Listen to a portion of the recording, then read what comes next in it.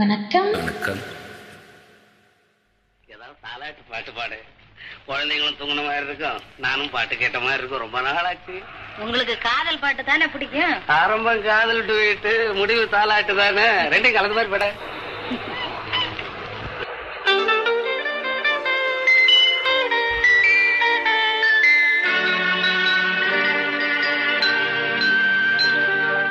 முத்தி சிகாமணி பெற்ற பிள்ளை இது